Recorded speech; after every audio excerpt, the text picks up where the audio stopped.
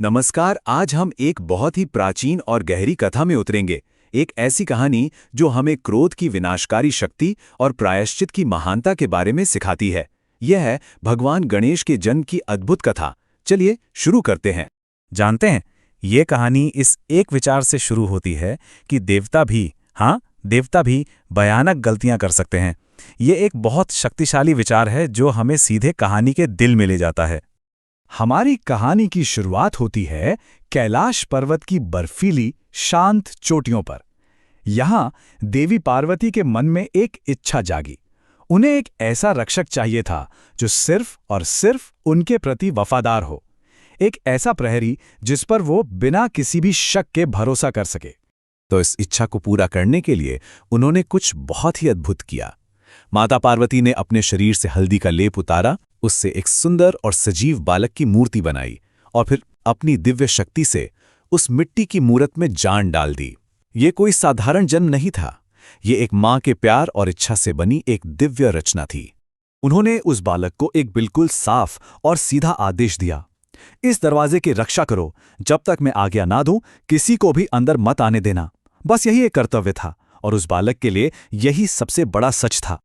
और यहीं से दोस्तों कर्तव्य और शक्ति का टकराव शुरू होता है। आप कह सकते हैं कि एक तरफ एक अजेय शक्ति थी और दूसरी तरफ एक ऐसा संकल्प जो हिलने वाला नहीं था। कुछ समय बाद भगवान शिव खुद वहां पहुंचे। वो अपने ही भवन में अंदर जाना चाहते थे, पर उन्हें इस बात का जरा भी अंदाजा नहीं था कि आज दरवाजे पर एक नया और अटूट रक्षक खड़ा है। और यहीं पर असली संघर्ष शुरू हुआ। एक तरफ था एक बेटे का अपनी मां से किया गया अटूट वादा, और दूसरी तरफ थी एक देवता की इच्छा जो बेचारे इस बात से अनजान थे कि ये बालक कौन है। बस यहीं से टकराव की शुरुआत हो गई। ये जो बहस थी, ये बहुत जल्द एक दुखद गलतफहमी में बदल गई और इस गलतफहमी की कीमत बहुत ही भयानक होने वाली थी। देखिए, वो बालक तो बस अपनी मां के दिए कर्तव्य से बंधा था, लेकिन भगवान शिव ने उसकी इस निष्ठा को अपनी अवज्ञा समझ लिया। उस बच्चे की दृढ़ता ने महादेव के अंदर उस भयानक क्रोध को जगा दिया जिसके लिए वो जाने जाते हैं। और क्रोध के उसे एक बेकाबू पल में, जब विवेक पर भावनाएं पूरी तरह हावी हो गईं, तब भगवान शिव ने वो कर दिया जिसकी कोई कल्पना भी नहीं कर सकता था। उन्होंने उस बालक का सिर उसके धड़ से अलग कर दिया। सोचिए, एक पल के क्रोध ने एक जीवन ही खत्म कर दिया। लेकिन ये कहानी का अंत नहीं था, बल्कि इस गहरे दुख से ही एक नई और बहुत ही अद्भुत शुरुआत हुई।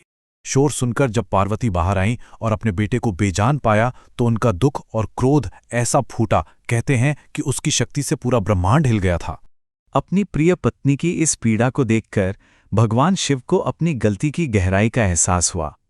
उन्हें समझ आया कि उनके क्रोध ने कितना बड़ा अनर्थ कर दिया है, और उन्होंने फौरन अपनी गलती को सुधारने का रास्ता चुना।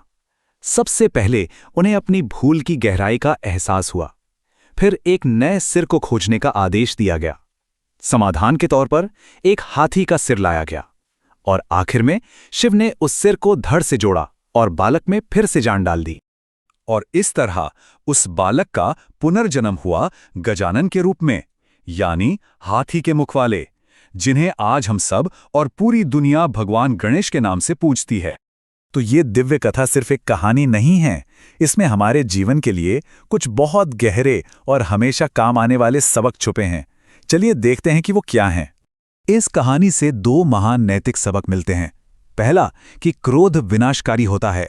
इसकी पकड़ में आकर हम अक्सर उन्हीं को सबसे ज्यादा चोट पहुंचाते हैं जिनसे हम सबसे ज्यादा प्यार करते हैं।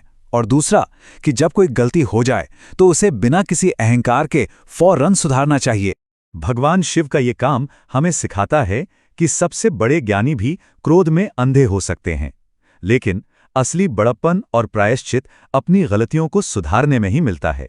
तो ये कहानी हमें एक बहुत गहरे सवाल के साथ छोड़ जाती है। अगर क्रोध एक देवता को भी अंधा कर सकता है, तो हम इंसान अपने क्रोध से खुद को कैसे बचा सकते हैं? जरा सोचिएगा। अगर इस कहानी से आप सबको कोई मूल्यवान सबक सीखने को मिला, तो हमें 1000 लाइक्स तक पहुंचाने में मदद करें, ताकि ऐसी और भी कहानियां हम आप तक ला सकें। इसे शेयर करना और सब्सक्राइब करना मत भूलिएगा। देखने के लिए धन्यवाद। जय श्री गणेश।